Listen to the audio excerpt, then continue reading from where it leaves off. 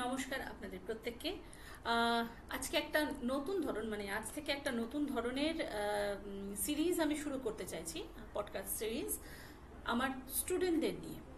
অর্থাৎ যারা দীর্ঘদিন আমার হয়তো ইউটিউব চ্যানেল বা ফেসবুক থেকে আমার ভিডিওগুলো দেখে তারা এসেছে এবং তারা দীর্ঘদিন ধরে শিখছে, তাদের অভিজ্ঞতা আপনাদের সাথে শেয়ার করা, ভালো মন্দ সমস্ত মিশিয়েই একটা অনেস্ট রিভিউ নেওয়ার, যে তারা আমাদের এই যে একটা সঙ্গীত প্রতিষ্ঠানের সাথে জড়িত হয়েছে, কোনো না কোনো সমস্যা নিয়ে তারা এসেছে, তারা কতটা এই ব্যাপারে নিজেদেরকে ডেভেলপ করতে পেরেছে, এবং অবশ্যই এটাও দেখার যে আরও কিছু এর মধ্যে আমরা নতুন কিছু ইম্প্রোভাইজেশন করতে পারি কিনা। অর্থাৎ কোনো ফল্ট যদি আমার তরফ থেকে হয়ে থাকে, যে যেটা আমার মনে হয় যে আমার স্কুলের জন্য আরও বেটার কোনো লেসন হোক, বা আমাদের পরিকাঠামো দিক দিয়ে কোনো রকম যদি ত্রুটি থাকে, তো এই সমস্তই আমরা আলোচনা করব। এবং এটা সেই সমস্ত স্টুডেন্টদের জন্য যারা আমার হয়তো স্টুডেন্ট নও, কিন্তু রেগুলার আমার ভিডিওকে ফলো করো, এখান থেকেও তারা শিখছো।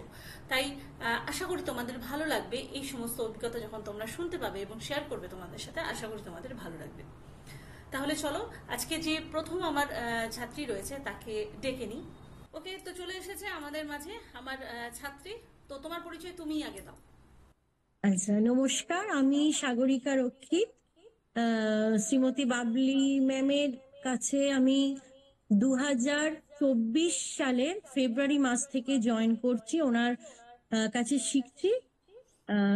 প্রচুর উপকৃত হয়েছি এবং ওনার সাথে ওনার ছাত্রী হয়ে থাকার আমার মানে সারা জীবন ইচ্ছে, যতদিন আমার গলা পারমিট করবে গানের জন্য। কারণ আমি অনেকটা দেরিতেই জয়েন করেছি। এটা যদি ছোটবেলায় আমি ওনাকে পেতাম তাহলে তো আমার খুবই ভালো লাগতো, আরো উপকৃত হতাম। তো আমার যতদিন গলা পারমিট করবে। আমি একটু তোমাকে ইন্টারাপ্ট করছি, সেই বিষয়ে আমরা পরে যাচ্ছি। আগে তুমি বলো, তুমি কোথা থেকে? আমি চন্দননগর হুগলি থেকে অনলাইনে ক্লাস করি। আচ্ছা, চন্দননগর হুগলি থেকে তুমি অনলাইন ক্লাস করো। গত বছরও তো মনে হয় অনুষ্ঠানে তুমি ছিলে। হ্যাঁ, আমি অনুষ্ঠানে, ওনার একটা অনুষ্ঠান হয়েছিল, অনুষ্ঠান গত বছর, এবং এবছরও বসন্ত উৎসবে আমি পার্টিসিপেট করেছিলাম। হ্যাঁ, তো আমাদের তো অনুষ্ঠানের ব্যাপারটা মোটামুটি আমাদের ছাত্রছাত্রীরা শুধু জানে যে একটা অত বড় অনুষ্ঠান হয়েছে 150 জন ছাত্রছাত্রী নিয়ে, এবং আমাদের কোনো কেউ কাউকে আগে থেকে দেখেনি, সমস্ত না, অনলাইনে রিহার্সাল হয়েছে এবং আমরা অনুষ্ঠান করেছি। এবং অনুষ্ঠানটা কিন্তু দর্শকদের জানাই যে অনুষ্ঠানটা কিন্তু ভীষণই ভালো হয়েছিল, মহাজাতি সদনে হয়েছিল। হয়তো তার আপনারা ছবিও আমার ফেসবুকে, হয়তো যারা আমার ফেসবুক চ্যানেলের সাথে জড়িত আছেন, ফেসবুক পেজের সাথে যারা জড়িত আছেন, তারা নিশ্চয়ই দেখে নেন। তো যাই হোক, তো কিছু শুরু করার আগে সাগরিকা একটু দু লাইন একটু গান শুনি, কারণ দর্শক চাইবেন একটু গানটা আগে হোক, তারপর কথা গল্প সবই তো হবে।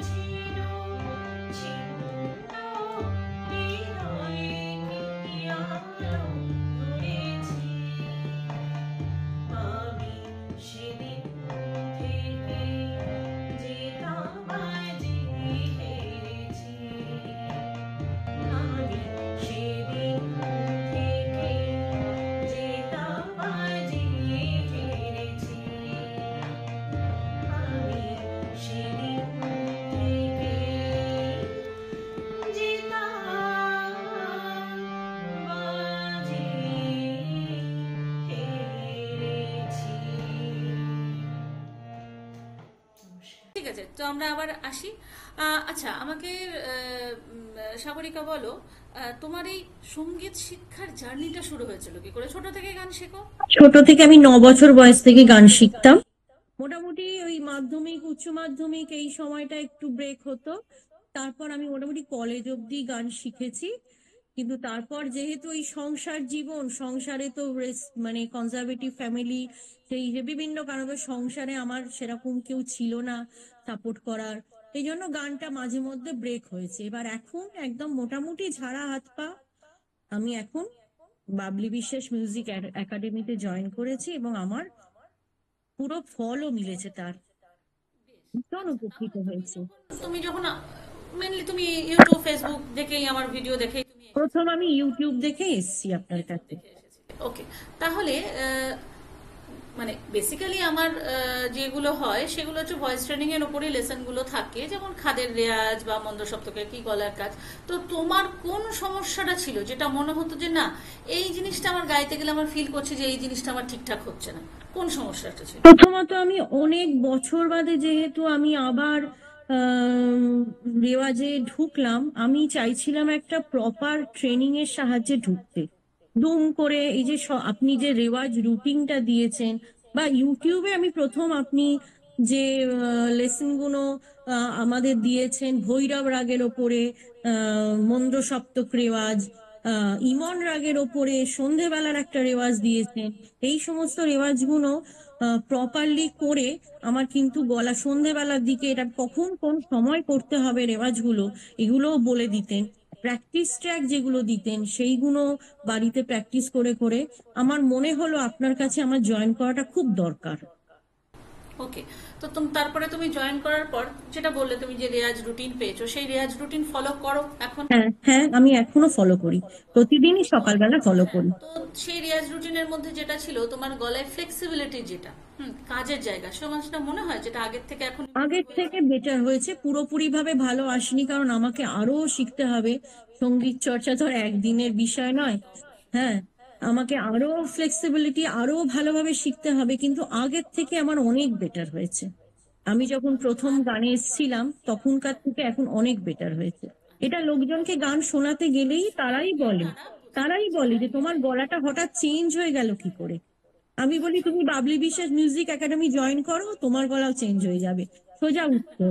না না, এটা তোমাদের ভালোবাসা, অবশ্যই ভালোবাসা। আমার চেষ্টা থাকে সব সময় এটাই, যে আমি খুব অনেস্টলি চেষ্টা করি এটা, যে না, স্টুডেন্টদের যে যেটা যেটা সমস্যা সেটা নিয়ে একটু ভাবি। কারণ দেখো, আমি আমার জায়গা থেকে কোনো কিছু একটা গেয়ে দিতে পারি, এটা আমি বরাবরই বলি যে আমার যতটুকুনি একটু আধটু যা একটু পারি, তার থেকে হয়তো আমি একটা জিনিস গেয়ে দিতে পারলাম, কিন্তু একটা ছাত্রীর জায়গা থেকে, একটা ছাত্রছাত্রীর সেই পজিশন থেকে তারা সেটা কিভাবে করবে, সেই জিনিসটা কিন্তু অত সহজে এইভাবে করলেও হয়ে যাবে, এটা কিন্তু হয় না। তো হ্যাঁ, সেটাই বলার, যে সেটার জন্যই চেষ্টা করা আর কি। তো আচ্ছা, তুমি তো এই গানটা একটু আগে তানপুরায় গাইলে, তো তানপুরায় আগে গাইতে পারতে? না, আমি তানপুরায় আগে গাইতে পারতাম না। এখন এই আপনার ইয়ে করার, আপনি যে ওই সুরের ফ্রিকোয়েন্সি চেনানোর যে লেসন গুলো, জিগজ্যাক নোট গুলো দিতেন, ওইগুলো একটু চাপা ধরে বা তানপুরায় গাওয়ার চেষ্টা করছি, তাও এখনো পুরোপুরি ভাবে করে উঠতে পারিনি। মানে একদিন হয়তো হলো, পরের দিন আবার হলো না, এরকম হয়। কারণ ওইটাই আমার কাছে সব থেকে ডিফিকাল্ট লাগে। আমার মনে হয় সুরটা ঠিকঠাক ভাবে চিনতে পারলে যে কোনো গান গেয়ে যাওয়া যায়, এবং ওই ওই জিনিসটা আমি এখনো রপ্ত করে উঠতে পারিনি। চেষ্টা করি, রোজই চেষ্টা করি একটু একটু করে। হ্যাঁ, এটা আস্তে আস্তে হবে, জানো তো। মানে সূর্যে চিনে যাওয়া রাতারাতি তো এটা হয় না। হ্যাঁ হ্যাঁ, তোমাদের আমি বলেও ছিলাম যে আগে যে বিএস 2 এর যে লেসন গুলো, লেসন তখন গুলো বলেও ছিল। ছিলাম যে আজকে করবে, কালকে দেখবে আবার সব ভুলে গেছো, কষ্ট করে হ্যাঁ, হয়তো মেলালে এই কটা সুর, আবার দেখবে কালকে ভুলে গেছো। আস্তে এ আস্তে দীর্ঘ ধৈর্য রাখলে সাধনার ফল, সুর এবং পেয়ে যাবে। মনকে খুব ভালো করে দেয়, মনকে অন্যরকম করে দেয়, মনকে ভীষণ ভালো করে দেয়। আমি ভীষণ বেনিফিশিয়াল হয়েছি আপনার একাডেমিতে জয়েন করার পর। সঙ্গীতের প্রতি একটা প্যাশন এসছে, একটা ইন্টারেস্ট এসছে, এবং টেকনিকটা শিখেছি। দুম করে বসলাম তো চড়ার দিকে গেয়ে যাওয়া, গলা ক্র্যাক হয়ে যাবে। যে আগে মন্দ সপ্তক রেওয়াজ করো, তারপর মধ্য সপ্তক রেওয়াজ, তারপরে তার সপ্তক। আপনি এটাও বলেছেন তার সপ্তকের রেওয়াজ সন্ধেবেলা করতে, এবং সপ্তাহে 2 দিন থেকে 3 দিন ম্যাক্সিমাম তাই করি। এইভাবে। তাতেও এবার আমাদের যা ওয়েদার, পলিউশন, তাতে গলা একটু আপ ডাউন থাকে, হ্যাঁ, কখনো সেটা চেঞ্জারে হ্যাঁ, কারণ চেঞ্জারে দেখো, একটু এদিক ওদিক করতে হয়, এই আর কি। কারণ একটা ধরো ভোকাল যেটা, সেটা একটা আমাদের শরীরেরই একটা পার্ট। হ্যাঁ, পার্ট। আমরা যেমন ক্লান্ত হই, আমাদের সমস্ত শরীর ক্লান্ত হয়, তখন কিন্তু ভয়েসটাও ক্লান্ত হয়। অথচ আমরা তখন ভাবি যে কেন এরকম কেন হচ্ছে। তো এটা নিয়ে ওয়ারিড হওয়ার কিছু নেই, এটা নিয়ে দুশ্চিন্তা করার কিছু নেই, আসবে যাবে। তবে রেয়াজ ইটসেলফ একটা মেডিসিন, এটা আমি প্রায়ই বলি। যত রেয়াজ করবে গলা তত তোমার পরিপক্ক হয়ে যাবে। হ্যাঁ। তো তখন দেখবে যে এই এফেক্ট গুলো, যে একটু ঠান্ডা বা একটু গরম, হ্যাঁ, এই যে সমস্যাগুলো, এগুলো আস্তে আস্তে দেখবে সিজন হয়ে যায়। সে কাট সিজন হয়ে যায় না, ঠিক সেরকম সিজন হয়ে যাবে গলা। তো তখন দেখবে এই সমস্যাগুলো আস্তে আস্তে কেটে যাচ্ছে। যে অনেকের হয় না, আমি বলতে শুনেছি, ধরো এসি থেকে অনেকক্ষণ ছিলাম, বাইরে বেরোলাম, এবার একটু গরম, বা উল্টো বাইরে থেকে এসেছি, হয়তো এসি কোনো অডিটোরিয়ামে ঢুকেছি বা স্টুডিওতে ঢুকেছি, গলাটা বসে গেল। তো এটা রেয়াজই একমাত্র পারে এটা সলভ করতে, তুমি কোনো মেডিসিন দিয়ে এটা কিন্তু সলভ করতে পারবে না। তো এটা একটা ব্যাপার। তো যাই হোক, সাগরিকা, খুবই ভালো লাগছে তোমার সাথে এটা আলোচনা করে। সাধারণত তো হয় না, ক্লাসে একদম টু দি পয়েন্ট ক্লাস করি, হয়ে যায়, বেরিয়ে যায়। ক্লাসের মধ্যে, হ্যাঁ। আচ্ছা, তো একই, তুমি তো মোটামুটি আমাদের সাথে শেয়ার করেছো তোমার স্কুলের শিক্ষার অভিজ্ঞতা। তো এখন কি মনে হয়, মানে এটা একটা প্রশ্ন অবশ্যই, এটা সবারই কাছে। এই পডকাস্টটা চালু করার, স্টার্ট করার একটা উদ্দেশ্য হচ্ছে যে ইনস্টিটিউটে একটা শিক্ষা প্রসেস অবশ্যই আমি তৈরি করেছি, সেটাতে তোমরা শিখছো, দীর্ঘদিন ধরে শিখছো, আর কি কি ভাবে ইমপ্রুভ করা যেতে পারে। তো এটা একটা সার্ভেও বলতে পারো, যাতে আমি বুঝতে পারি যে না, আরো কিছু আমি এই জিনিসকে অ্যাড করি যাতে তোমরা আরো বেশি উপকৃত হও। তো তোমার তরফ থেকে কি মনে হয়, কি আরো কিছু আমি এই বিষয়ে করতে পারি, কি মনে হয়, সাজেশন কি?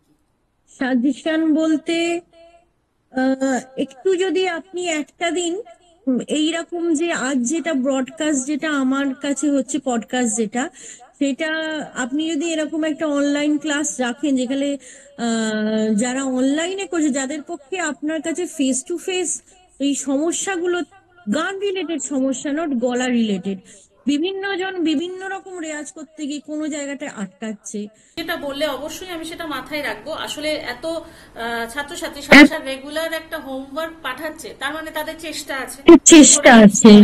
তো আপনি সুতরাং সেই তাদের কাছে যাতে আমি আরেকটু পৌঁছাতে পারি, টু ওয়ান একটা ইন্ট্রোডাকশন করা যায়, হ্যাঁ, তাহলে আই থিঙ্ক এটা বেস্ট হবে। তো অবশ্যই আমি তোমার এই বিষয়টা মাথায় রাখবো। এই প্রসঙ্গে একটা ছোট্ট অভিজ্ঞতার কথা বলি। যখন আমি অনলাইনে ভর্তি হলাম, আমাকে আমার পরিচিত অনেকেই বলেছিল অনলাইনে ও কিছু শিখতে পারবে না, টাকাটাই পুরো নষ্ট, এরকম একটা আমাকে প্রথম দিকে বলেছিল।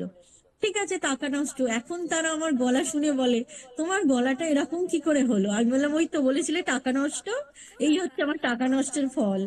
আর তারপরে সব থেকে বড় কথা, আপনার প্রোগ্রামে আমি জয়েন করেছি, ভিডিও এত সুন্দর একটা প্রোগ্রাম আপনি অ্যারেঞ্জ করেছেন, এত মিউজিক্যাল একটা ইভেন্ট, দেখে তো সবার একদম চুপ, কারোর আর কিছু বলার নেই।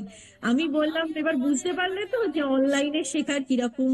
একদম, মানে আমিও তোমাদের এফার্টে অনেক খুশি। মানে আমারও ভীষণ ভয় ছিল, মানে আমিও তো জানি না যে এর আউটকাম কি আসবে। হ্যাঁ, একটা করছি, একটা মানে রিস্ক নিয়েছি, দেখা যাক। অবশ্য তোমাদের ওপর আমি বরাবর খুব বিশ্বাস করি। অ্যাসিস্ট্যান্ট টিচাররা অনেক খেটেছেন, তারা রিহার্সাল করিয়েছেন।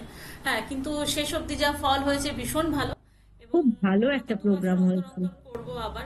2024-এ হয়েছে, হ্যাঁ, 2025 বাদে আবার 26-এ আবার, তো নিশ্চয়ই হবে, আবার আমাদের দেখা হবে নিশ্চয়ই, আমরা আবার করব।